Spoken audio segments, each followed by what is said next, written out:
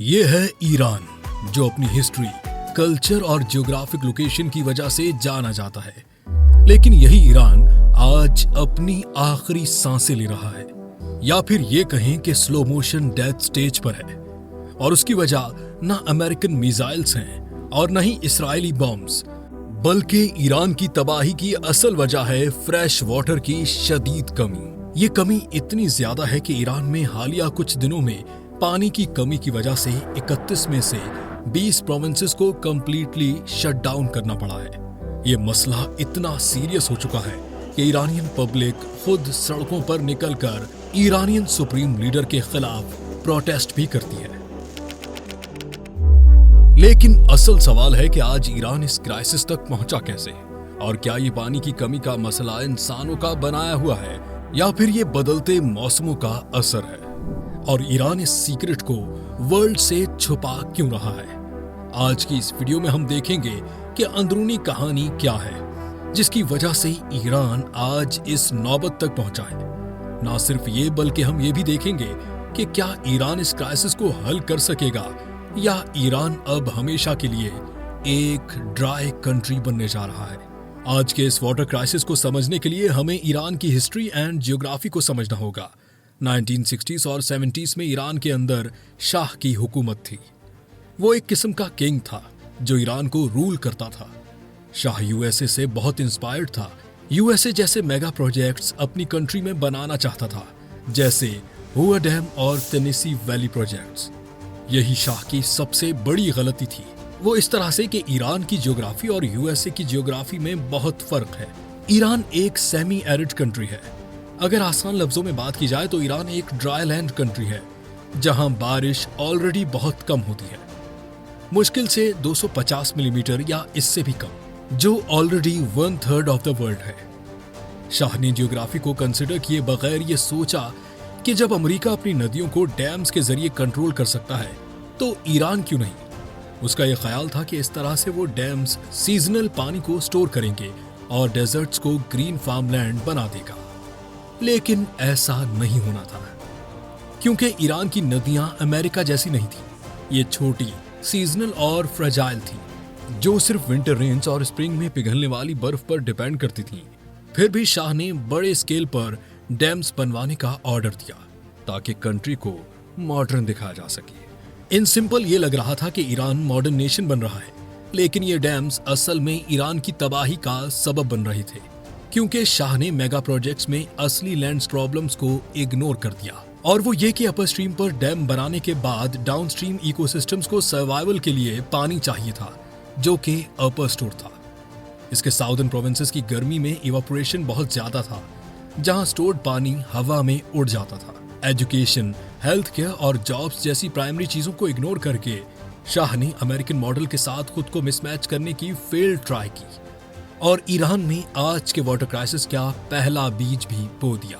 इसके बाद आया साल 1979, जब ईरान में इस्लामिक रेवोल्यूशन आया। बहुत सारे लोगों ने उस वक्त उम्मीद लगाई कि new regime job, food and health पर तवज्जो दी, लेकिन इसका उलट काम हुआ। इस न्यू गवर्नमेंट ने भी सेम डैम बनाने की लेगेसी को कंटिन्यू रखा।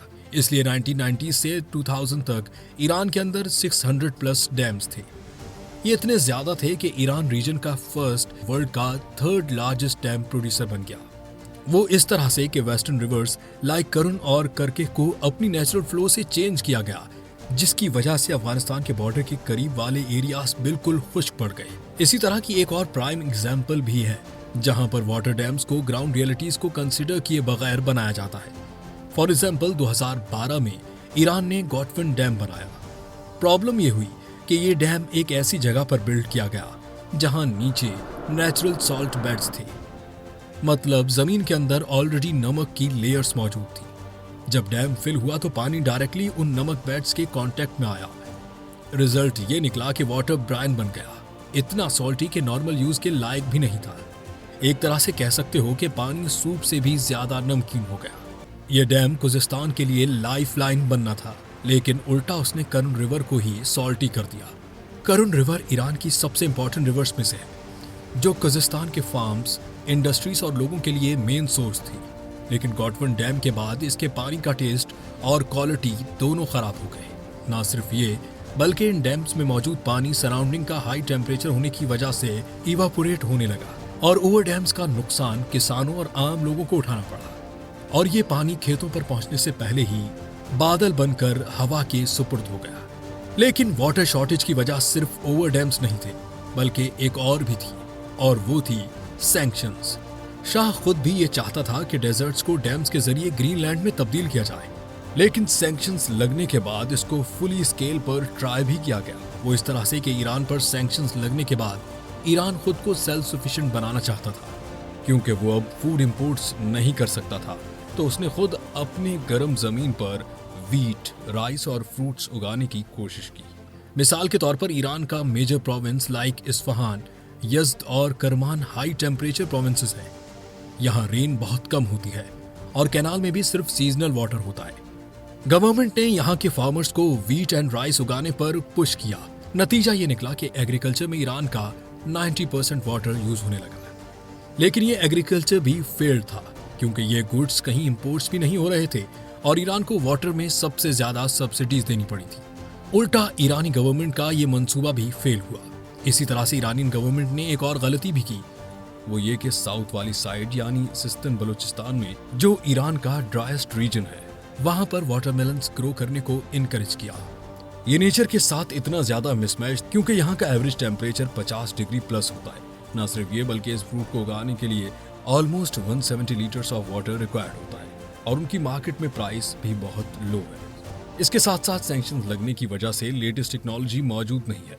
ईरान में आज भी एग्रीकल्चर बहुत पुरानी तरीके से की जाती है, यानी फ्लड्स की तरह जमीन पर पानी छोड़ दिया जाता है और वेट किया जाता है शायद इसमें से कुछ ग्रो हो जाए। और यहाँ के गांव आज बिल्कुल वीरान हो चुके हैं। ना सिर्फ साउथ बल्कि नॉर्थ वाली साइड के अलावा आज ऑलमोस्ट हर तरफ इसी तरह का ट्रेंड है।